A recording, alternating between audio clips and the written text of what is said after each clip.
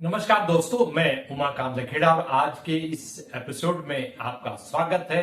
आज बात करेंगे भारत के सीमाओं से जुड़े हुए, लगे हुए, सटे हुए दो राज्य, एक लद्दाख और एक उत्तराखंड। दोनों भौगोलिक तौर पर एकदम अलग अलग दिशाओं में हैं, हिमालय के राज्य हैं, समस्याएं अलग अलग हैं, लेकिन पीड़ाएं, जो उनका दर्द है, जो दुख है, वो एक समान है। और दोनों ही राज्यों में एक समानता ये भी है कि उत्तराखंड तो 25 साल पहले उत्तर प्रदेश से अलग होकर के विशेष परिस्थितियों वाला जो अंचल है, इस रूप में एक आंदोलन के बाद उत्तराखंड राज्य बनाया गया और उसके बाद 25 साल से एक राजनीतिक अस्थिरता का दौर है। और जिस मकसद के लिए वो राज्य बनाया गया, वहां जो जो सरकारें बनती रही, उन सरकारों ने जनता की आकांक्षाओं के साथ, जनता की उम्मीदों के साथ जो विश्वासघात किया, वो उत्तराखंड में जो मौजूदा समय में जो नौकरियां, सरकारी जॉब, एग्जामिनेशन के पेपर लीक, और मजेदार बात है कि इस एग्जामिनेशन पेपर के जो लीक कर रहे हैं जो लोग, जो माफिया है, लीक माफिया जिसको कहते हैं, नकल माफिया जिसको कहते हैं, इनके तार सीधे सीधे तौर पर जो भारतीय जनता पार्टी की सरकार है, जो मौजूदा सरकार है, जो पिछली सरकार थी इससे पहले, उससे सीधे तौर पर जुड़े हुए हैं। हंगामा मचा, बवाल हुआ और सीबीआई जांच के आदेश हुए हैं, प्रॉमिस हुआ है, आदेश तो होने बाकी हैं, लेकिन सीबीआई जांच का क्या होगा, क्या नहीं होगा, उसका इंतजार करना पड़ेगा। लेकिन बहुत सारे लोगों को उम्मीद नहीं है कि कुछ होगा, क्योंकि ऋषिकेश में एक एम्स हॉस्पिटल है जहां राजस्थान के 600 लोग, एक ही राज्य के 600 लोग अपॉइंट हो गए, नियुक्त हो गए। कैसे हो गए, क्या हो गए, इसकी सीबीआई इंक्वायरी हुई, दोष सिद्ध साबित हो गया कि गलत ढंग से भ्रष्टाचार के जरिए नौकरियां लगी, लेकिन किसी का बाल बांका नहीं हुआ। तो सवाल ये कि सीबीआई जांच जो अभी उत्तराखंड में नकल माफिया के खिलाफ और नकल माफिया की जांच, और जो उत्तराखंड सरकार का जो सर्विस कमीशन है, उस कमीशन के जो आला अधिकारी हैं, उनका जो गठबंधन है, उसके खिलाफ जो इंक्वायरी हो रही है, उसका क्या होगा, ये तो वक्त बताएगा। लेकिन मित्रों, ये जो लद्दाख वाला जो मामला है, वो बहुत गंभीर है। वहां एक पर्यावरण के जो कार्यकर्ता है, सोनम वांगचुक, वो उन्हीं तरह के मुद्दे उठा रहे हैं, उसी तरह के मुद्दे उठा रहे हैं, पर्यावरण के मुद्दे, रोजगार के मुद्दे, नौजवानों के मुद्दे, शिक्षा के मुद्दे, और हिमालय को बचाने के लिए, हिमालय में जो क्लाइमेट चेंज है उसकी चुनौतियों से बचाने के लिए क्या होना चाहिए, उस समग्रता से सोनम वांगचुक उस मुद्दे को उठा रहे हैं। पिछले 3 साल से वो सक्रिय हैं। उन्होंने भूख हड़तालें की, 2-3 बार उनकी भूख हड़ताल हो गई। उनका लद्दाख से लेकर के और दिल्ली तक मार्च भी हो गया। लेकिन ऐसा लगता है कि उनका जो मार्च है, उस मार्च से बीजेपी की जो सेंटर में जो सरकार है, वो बहुत दुखी है, बहुत जिसको कहते हैं डरी हुई है। अगर वो डरी हुई नहीं होती तो उनको दिल्ली आने के पहले ही रोक दिया, उनको नजरबंद कर दिया गया।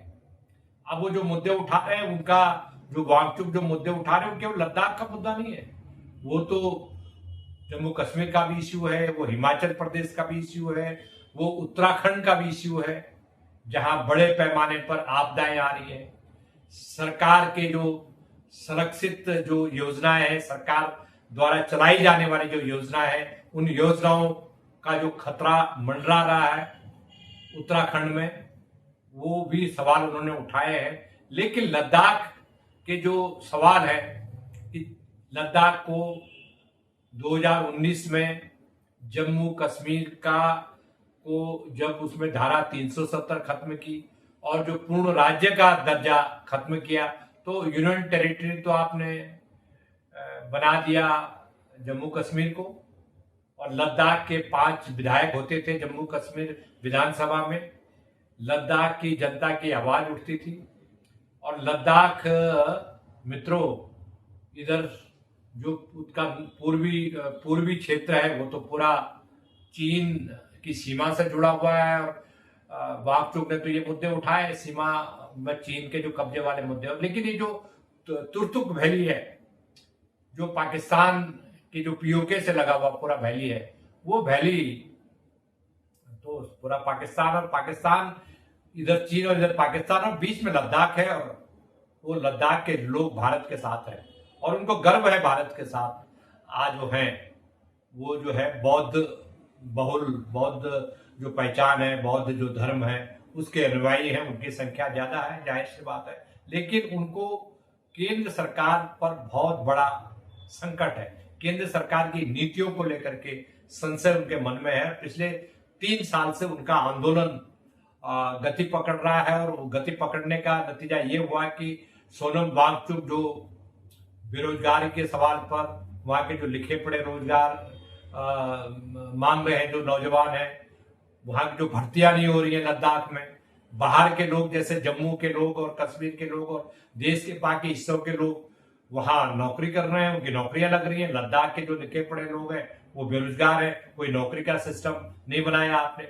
और हालत ये होगी कि एक शांतिपूर्ण वो भूख हड़ताल कर रहे थे, और क्योंकि भूख हड़ताल में कुछ भूख हड़ताल पर बैठे हुए बुजुर्गों की तबीयत खराब हो गई थी, तो उनमें अनरेस्ट हुआ। उन्होंने कहा था हमें तो पूरी तरह जो सेंट्रल गवर्नमेंट है पूरी तरह इग्नोर कर रही। तो ये जो चीजें हो रही है, ये चीजें मिला जुला करके एक ऐसा उसने विस्फोटक टर्न लिया। वहां पर लेह में जो भारतीय जनता पार्टी का जो ऑफिस था उस पर लोगों ने निराशा में कहें या फ्रस्ट्रेशन में कहें, क्योंकि उनकी जब आवाज नहीं सुनी जा रही तो उसकी प्रतिक्रिया तो कहीं ना कहीं होनी थी। ये तो हम हिंसा की कभी भी हम वकालत नहीं कर सकते, और हिंसा इस देश में क्योंकि गांधी का देश है तो हिंसा के लिए कोई स्थान ही नहीं है। लेकिन सवाल ये कि उसके बाद क्या हुआ, निहत्थे लोगों पर जिनके पास ठीक है कि वो आगजनी कर रहे थे तो उन पर सीधी गोलियां चलाई गई, उन पर रबर की गोलियां फेंकी जा सकती थी, आंसू गैस फेंके जा सकते थे, पथराव अगर हुआ है तो उसको थामने के और काम किए जा सकते थे और रास्ते निकाले जा सकते थे, लेकिन ऐसा कुछ नहीं हुआ। आज हालत यह है कि देखिए सीमांत क्षेत्र है, लद्दाख भी एक सीमा से घिरा हुआ क्षेत्र है, और इधर उत्तराखंड, तिब्बत, नेपाल से घिरा हुआ क्षेत्र है। हिमाचल और उत्तराखंड में तो बारिश बहुत होती है, लद्दाख बिल्कुल ड्राई है, सूखा है, वहां कोई बारिश बहुत नगण्य नाम मात्र की होती है, और वो एक किस्म से ठंड इतनी ज्यादा है, वहां बादल जा ही नहीं पाते इतनी ऊंचाई पर। तो जब बादल नहीं जाएंगे इतनी ऊंचाई पर पानी लेकर के तो बारिश कहां से होगी। तो सवाल यह है कि सरकार का एजेंडा क्या है, केंद्र सरकार का एजेंडा, ये जो हिमालय राज्य है और जो चुनौतियां उत्तराखंड में भी बेरोजगारों के आंदोलन ने, जो भ्रष्टाचार भर्तियों में हो रही है उसने, और सोनम वांगचुक ने जो धरना दिया, शांतिपूर्ण भूख हड़ताल की लद्दाख में, ये जो चीजें, ये दोनों जो मुद्दे हैं, उन मुद्दों को लेकर के ऐसा लगता नहीं कि भारतीय जनता पार्टी में कोई ऐसी समग्र चिंता है हिमालय के लोगों के प्रति। और उत्तराखंड में तो देखिए जानबूझ करके आपने अग्निवीर जो योजना आपने लागू कर दी, लोगों के पास जॉब नहीं है। पहले गांव से फौज में भर्तियां होती थी, तो जो बेरोजगारी का जो आलम है कि आपके पास लाखों बेरोजगार हैं और जॉब आपके पास जो है उनको माफिया के जरिए सरकारी सिस्टम की मिली भगत से वो बेची जा रही है। और ये जो असंतोष है लद्दाख का और उत्तराखंड का, मुझे लग रहा है कि ये असंतोष मिला जुला है। जैसे मैंने पहले बताया कि दोनों राज्यों की जमीनी हालत भले ही अलग अलग हो, भले ही विपरीत हो, या एक किस्म से थोड़ा भिन्न भिन्न हो, लेकिन दोनों राज्यों का रोजगार का, पर्यावरण और क्लाइमेट का जो चैलेंजेस दोनों राज्यों में खड़ी हो गई है वो एक समान है। लद्दाख के लोग अभी भी शांतिपूर्ण प्रदर्शन कर रहे हैं, शांतिपूर्ण आंदोलन कर रहे हैं। वहां की जो सिविल सोसाइटी है वो अपनी आवाज उठा रही है, और दिल्ली तक उनके जो परिवार के लोग हैं, दिल्ली में प्रेस कॉन्फ्रेंस हुई है, और लेकिन सवाल यह है कि जो नेशनल मीडिया है, राष्ट्रीय मीडिया, वांगचुक के जो सवाल है, वांगचुक जो मुद्दे उठाए उन्होंने, और अब तो वांगचुक को एनएसए में बंद कर दिया गया, जैसे वांगचुक कोई खूंखार अपराधी हो, देश के खिलाफ काम कर रहे हो। इस तरह के माहौल बना गया है सरकारी सिस्टम के द्वारा, और जो सरकार का जो मीडिया है, सरकार समर्थक मीडिया, वो इस तरह का माहौल खड़ा कर रहा है कि वांगचुक जो है देश के खिलाफ काम कर रहे थे, जिस पर इस देश में कोई भी यकीन नहीं कर रहा है। मुझे लग रहा है कि भारतीय जनता पार्टी और उसका जो सपोर्टर मीडिया है, उसका जो दुष्प्रचार है, वो एक दिन आने वाले वक्त में जरूर बेनकाब होगा, और जनता का प्रेशर जरूर काम आएगा, सिविल सोसाइटी का प्रेशर काम आएगा। ऐसे उत्तराखंड में बेरोजगारों ने जो मुद्दा उठाया है, उससे भारतीय जनता पार्टी की सरकार की एक किस्म से हवा खिसक गई, और उनको सरकार को एक किस्म से सरेंडर करना पड़ा।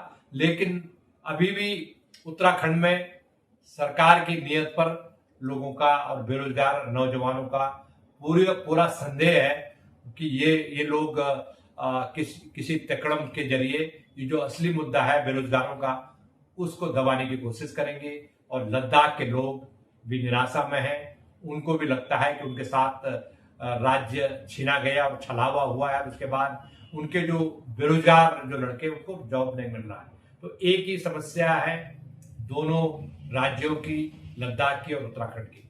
तो मित्रों, आज के इस एपिसोड में इतना ही। फिर कल किसी और मुद्दे के साथ आपसे रूबरू होंगे। तब तक के लिए नमस्कार, धन्यवाद।